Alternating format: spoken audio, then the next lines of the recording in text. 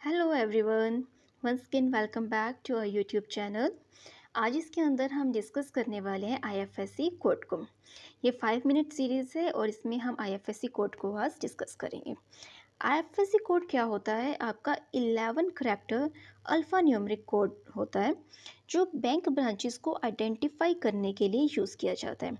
Generally हम जब भी इलेक्ट्रॉनिक पेमेंट्स करते हैं नेफ्ट, आरटीजीएस, आईएमपीएस के थ्रू, तो वहाँ पर आईएफएससी कोड की रिक्वायरमेंट रहती है, वहाँ पर इसको यूज़ किया जाता है।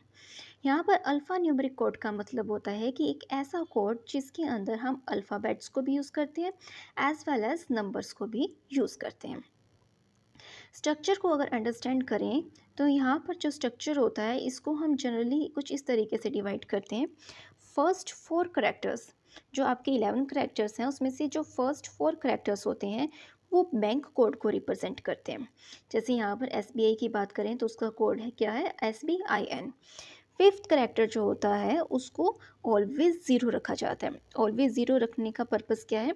यहाँ पर इसको ज़ीरो का मतलब है कि एक हमने नंबर रिजर्व कर लिया, इन फ्यूचर में जब रिक्वायरमेंट होगी तो यहाँ पर इसकी जगह कुछ यूज़ किया जाएगा। लास्ट 6 करैक्टर्स होते हैं जो ब्रांच कोड को रिप्रेजेंट करते हैं।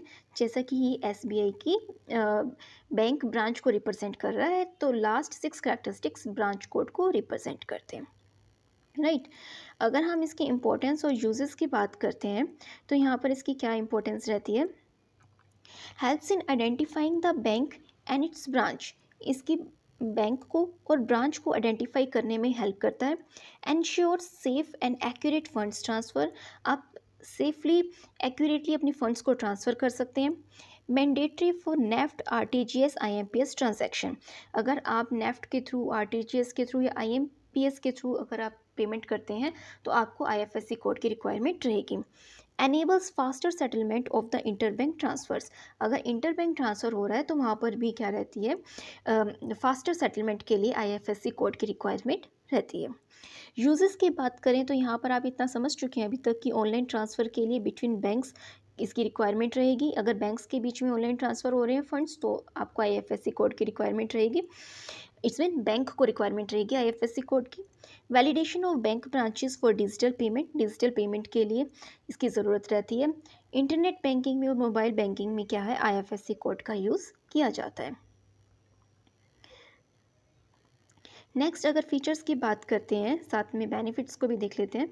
फीचर्स की अगर बात करें तो यहाँ पर every bank branch have unique IFSC code, मतलब कि सभी बैंक्स की आगे जितनी भी ब्रांचेस होती हैं तो सभी ब्रांचेस का अपना एक यूनिक कोड रहता है। 11 करैक्टर का रहेगा, ये बात फिक्स है। सभी ब्रांचेस के कोड 11 करैक्टर में रिप्रेजेंट किए जाएंगे।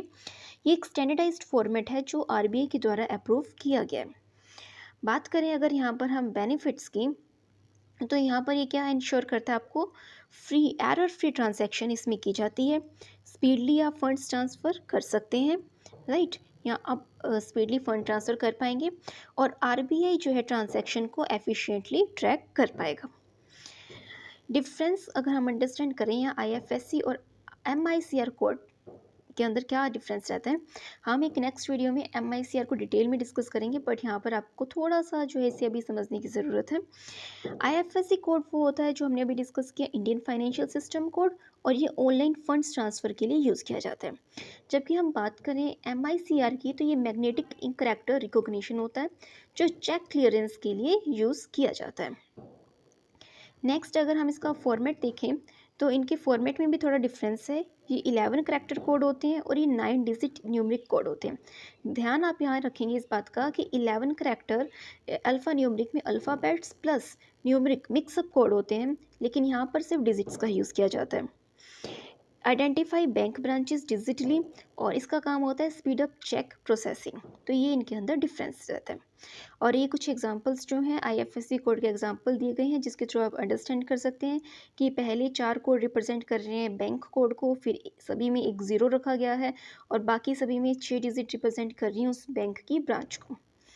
कंक्लूज़न अगर हम देखते हैं तो ये क्या है, यहाँ पर आईएफएससी कोड प्ले विचुअल role in the Indian banking system, एक इम्पॉर्टेंट रोल प्ले करता है। Each enable ensure fast and accurate digital transaction, without IFSC modern electronic banking would not function efficiently. अगर आपको मॉडर्न बैंकिंग में सही तरीके से अगर बैंक्स को काम करना है तो IFSC कोड की रिक्वायरमेंट रहेगी। आई होप यहाँ पे आपको क्लियर होगा IFSC कोड को। अगर इससे रिलेटेड कोई भी